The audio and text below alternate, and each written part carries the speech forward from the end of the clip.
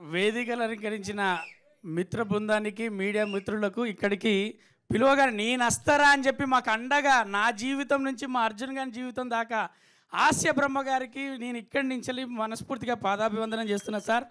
ప్రతి విషయంలో మమ్మల్ని గెలిపించడానికి ఆయన పుట్టిండు, ఆయన పుట్టినందుకే మేము పుట్టినాము, ఆయనతో పని తీసుకోవడానికి అర్థమైతే లేదు. చాలా విషయాలలో గెలిపిస్తూ ఉన్నాడు. నిన్న బెహరీన్లో ఉన్నాడు, ఇవాళ మన స్టేజ్ మీద ఉన్నాడు. అది ఒక హాస్య బ్రహ్మ గారికి సాధ్యమవుతుంది. అలాగే ఏం రత్నం గారికి మనందరం సినిమాలు ఎన్ని చూసినాం, బాయ్స్ కావచ్చు, ఎలాంటి సినిమాలు చూసినాం. అలాంటి ప్రొడ్యూసర్ పిలవగానే నేను వస్తా రవి, అర్జున్ సాయి అని చెప్పి మాట ఇచ్చినందుకు ఏం రత్నం గారికి, అలాగే ఎల్బి శ్రీరామ్ గారికి, అలాగే లక్ష్మీ భూపాలన్నకు, అలాగే ఇక్కడికి వేదిక మీద ఉన్న ప్రతి ఒక్కరికి, మరి గట్టిగా చెల్లం గారికి ఆయన ఎన్ని సంపంగిలు తీసిండు. అలాంటి మరి రచయిత ఇక్కడికి రావడం జరిగింది. వీళ్ళందరికీ నమస్కారాలు, శుభాభినందనలు. ఇందులో వీళ్ళతో పాటు చేయడం ఒక అదృష్టంగా భావిస్తున్నాం. ఉత్సవం గురించి చెప్పాలంటే అందరూ మరి సుమక్క చెప్పింది ఇక్కడ నాటకాల మీద తీశారండి. అంటే నాటకాలను ఏంటి, ఇదేమో నాటకం సినిమానా అని అనుకునేటట్టు కాదు. ఇందులో అద్భుతమైన మహానటుల చేత వాళ్ళ గతాన్ని గుర్తు చేయడానికి ఒక నాటకం కాన్సెప్ట్ ఉంటుంది, ఒక ప్రేమ జంట ఉంటుంది, అలాగే ఒక తండ్రి విలువ ఉంటుంది, అలాగే ఒక కూతురు ఒక రెస్పాన్సిబిలిటీ ఉంటుంది. ఈ సినిమా అందమైన తెలుగు చిత్రం నాటకాల మధ్య. నా జీవితంలో ఒక్క నాటకం వేయలేదనే ఒక బాధ ఉంటుంది. దానికోసం నేను సార్ అన్నాడు, మన కాంతి అన్నీ ఏవి కాకుండా ఉండవురా, వాటి కోసం గట్టిగా ప్రయత్నాలు చేయాలని చెప్పి మనకు బ్రహ్మానందం గారు ఎప్పుడూ చెప్తుంటాడు.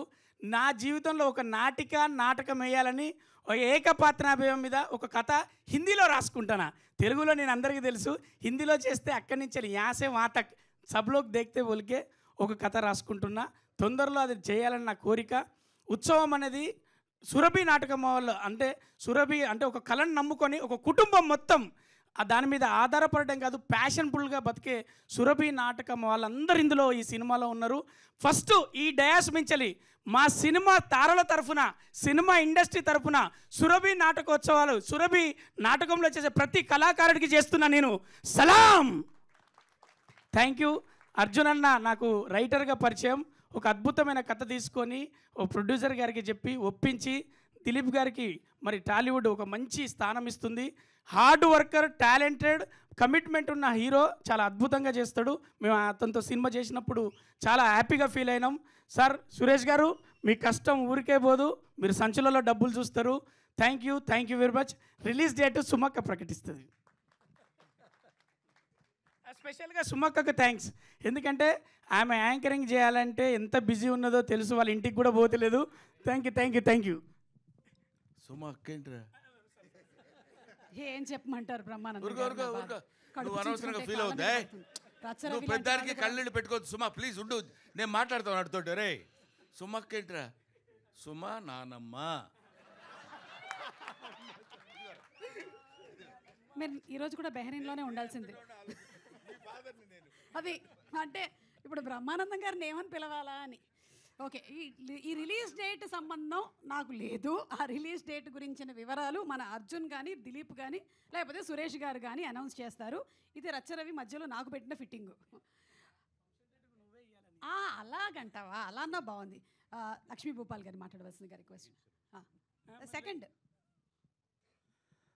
ఇక్కడికి వచ్చేసిన మీడియా బృందానికి, అలాగే వేదిక మీద ఆహుతులైన పెద్దలందరికీ నమస్కారం. ఉత్సవం ఈ మధ్యకాలంలో చాలా టైటిల్స్ ఫస్ట్ ఆఫ్ ఫాంట్లో తెలిసిపోతుంది ఇది వర్కౌట్ అవుతుందో లేదో అనేది, అక్కడి నుంచే మొదలవుద్ది. ఈ ఉత్సవం టైటిల్ చూడంగానే ఇది చాలా డిఫరెంట్గా ఉంది, చాలా పెద్ద హిట్ కాబోతుందని అనిపించింది. ఎందుకంటే మీరు క్లియర్గా చూస్తే ఆ వెనకాల ఉన్న డిజైన్ మొత్తం ఒక కుందేలు షేప్లో, ర్యాబిట్ షేప్లో ఉంటుంది అది. సో అందులో ఒక అద్భుతమైన డిజైన్ చేయించిన దగ్గర నుంచి ఈరోజు ట్రైలర్ వచ్చిన వరకు ప్రతి ఒక్కటి చాలా కళాత్మకంగా ఉన్నాయి.